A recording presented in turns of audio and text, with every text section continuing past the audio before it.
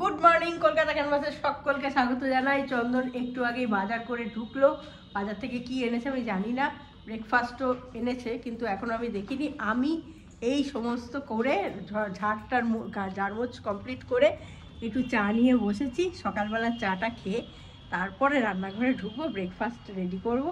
তারপর পরপর যাবো। বাজারও প্রচুর কিছু এনেছে মনে হয়, কী এনেছে জানি না, দেখতে হবে। সকালবেলার চাটাই খেতে দেরি জানো। তবে তোমরা সবাই আমাকে দেখলাম সাপোর্ট করেছো, ভালো হয়েছে। যে শীতকালে একটু দেরিতেই উঠো না গো, সত্যি কথা পারা যাচ্ছে না। মানে কম্ফোর্টার থেকে না বেরোতেই ইচ্ছা করে না জানো তো। উঠে যে পড়ি না তা কিন্তু না, বিশ্বাস করো। 7টা, 7:30, 8টার মধ্যে ঘুমটা ভেঙে যায়। যেই ভেঙে যাচ্ছে মনে হচ্ছে কি থাক আর একটু পরে।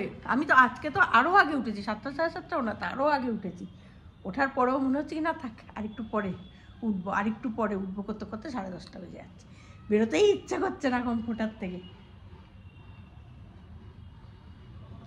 তবে শীতটা কালকে কিন্তু আমার রাত্রিবেলা বেশ গরম লেগেছে, জানি না আমারই লেগেছে কি না। কালকে চন্দন তোমার গরম লেগেছে রাত্রিবেলা? লেগেছে না? প্রচণ্ড গরম লাগছিল, মনে হচ্ছিল ফ্যান চালিয়ে দিই। আমি ঘামছি দেখছি কপালটা, তাই না? আমিও ভাবছি কি আমার কি প্রেশারটা হাই হলো নাকি, আমার এরকম ঘাম হচ্ছে কেন? তাহলে তোমাদের সবারই হয়েছে বলো? মায়েরও হয়েছে? মা তোমার গরম লেগেছে রাত্রেবেলা কালকে, মানে ভোরবেলা? মা তো বলছে এইটা দিয়েই নাকি মার শীত চলে যাচ্ছে, এটা এত আরাম পেয়েছে এই চাদরটা, আরাম হয়েছে। হ্যাঁ আমি আবার ভাবছি আমার কি প্রেশারটা হাই হয়ে গেল, মানে এখন প্রেশারটা নিয়ে চাপে আছি তো হাই হয়ে গেল। আমার এত ঘাম হচ্ছে, কপাল টপাল মনে হচ্ছে ঘাম হচ্ছে, ব্যাপারটা কি? তারপরে দেখছি না সবারই হয়েছে, ভয়ের কিছু নেই।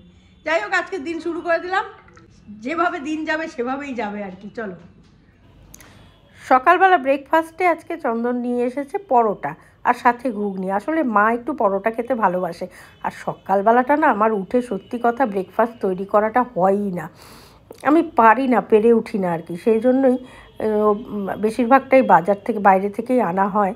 পরোটা, ঘুগনি, এটা হচ্ছে ছানার পোলাও, আর সঙ্গে রয়েছে দেশি ডিম সেদ্ধ।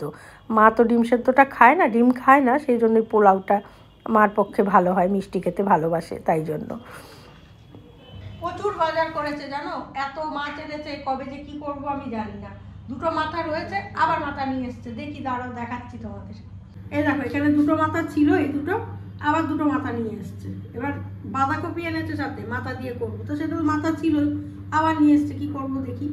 এখানে এনেছে কাতলা মাছ, এখানে এনেছে মোরলা মাছ, এখানে এনেছে কাচকি মাছ। এবার বোঝো আমার অবস্থাটা। আজকে আমি বলেছি সব ভাজা খাবে তোমরা, তবে একদিনে করবো না, রেখে রেখেই করবো, অনেকদিন হয়ে যাবে। আসলে তো বেরোতে পারে না রেগুলার, এটা একটা সমস্যা হয়, সেই জন্য একসাথে এনে রাখলে একটা সুবিধা হয়। ঠিক কথাই, কারেন্ট গেল দেখলে, এই যাচ্ছে এই আসছে, এই যাচ্ছে এই আসছে।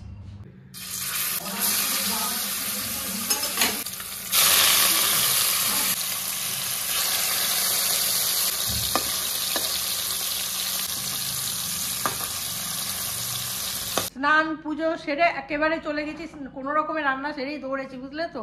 যথারীতি লেটে আছি, সেজন্য আমি আর তখন ক্যামেরা অন করিনি। স্নান পুজো সেরে ফেলেছি। এবার তোমাদের দেখাচ্ছি আজকে আমি কি রান্না করেছি। কিছুটা রান্নাঘরে রয়েছে, কারণ ওদের খাওয়া হয়ে গেছে, এখন আমি বেঙ্গলি ফুড ব্লগার করবো, তাই জন্য তো দেখিয়ে দিচ্ছি তোমাদের। হ্যাঁ, এ ঘর ও ঘর ঘুরে দেখিয়ে দিচ্ছি। এ দেখো মাছের ঝোলটা করেছি, বড় কাতলা মাছের ঝোল, আলু দিয়ে, জিরে আদা কাঁচা লঙ্কা বাটা দিয়েই করেছি, প্লেন ঝোল। আর বাদ বাকি সব আমার এখানে রয়েছে, দেখিয়ে দিচ্ছি। মুসুর ডাল, মাছ ভাজা, কুমড়ো ভাজা, বেগুন ভাজা, আর পেঁয়াজ কলি, আলু শিম দিয়ে ভাজা, আর একটা পাঁপড়, আর সঙ্গে একটু মাছের তেলও নিয়ে নিয়েছি। আজকে আমি ঠিক করেছি 5 রকম ভাজা দিয়ে খাবার খাবো, তো সেই জন্য এই মেনুটা আজকে আমি সেট করেছি। আমি আজকে মাছের ঝোল খাচ্ছি না। তো চলো খাওয়া দাওয়াটা সেরে নিই, ঠিক আছে? তারপরে একটু বেরোনোর ইচ্ছে আছে, দেখি চন্দন কি বলে আবার। তো খেতে বসে যাই, হেবি খিদে পেয়ে গেছে গো। চলো, সন্ধ্যাবেলা বলেই তো ছিলাম চন্দনকে নিয়ে বেরোবো। বেরোনোর একটাই কারণ, তন্দুরি চিকেন খাবো, খেতে ইচ্ছে করছে। আর দাদা এত সুন্দর বানায় না গো এখানে, কাবাব, তন্দুরি চিকেন সব কিছুই দুর্দান্ত বানায়। কাবাব কর্নার বড় বাজারে রয়েছি আমরা, ভীষণ ভীষণ ভালো বানান, এবং খুব ঠিকঠাক দাম নেন, এটা হচ্ছে সব থেকে বড় কথা। তো তুমি কি খাবে? আমি আজকে ভাবছি তন্দুরি চিকেন খাবো একটা। চিকেন লেগ খাও? হ্যাঁ, লেগ খাবো। তো এখানে গরম গরম লেগ তৈরি হচ্ছে। বাহ, ও এই শীতে এই এরকম তন্দুরি চিকেন খেতে জাস্ট ফাটাফাটি অসম। গরিকা এখানে আগেও এসছো? আগেও খেয়েছি, বেশ ভালো খেতে। আমি এক দুবার খেয়েছি। চন্দন বেশি খায়, আমি তো বেরোই না, ও আবার না নিয়ে টুকটাক খেয়ে নেয়। দাদা জিজ্ঞাসা করে বৌদি কই, তখন বলে বৌদি ডিভোর্স হয়ে গেছে। তো যাই হোক, ভিডিওটা আমি এখানেই শেষ করি। এটা খাওয়া দাওয়াটা করি, বুঝলে তো, মন দিয়ে দেখিয়ে দিলাম তোমাদের কি খেতে এসেছি। তো ভিডিও এখানেই শেষ করছি। যদি ভালো লাগে লাইক শেয়ার কমেন্ট করো, আর নেক্সট ব্লগ নিয়ে আসছি। ততক্ষণের জন্য সঙ্গে রাখো, দেখতে থাকো তোমাদের একান্ত প্রিয় পরিবার, কাছের পরিবার, সবার পরিবার, গাজার পরিবার, কলকাতা ক্যানভাস। একদম। আর এখন গান গাইতে পারছি। আর এটা হোক ও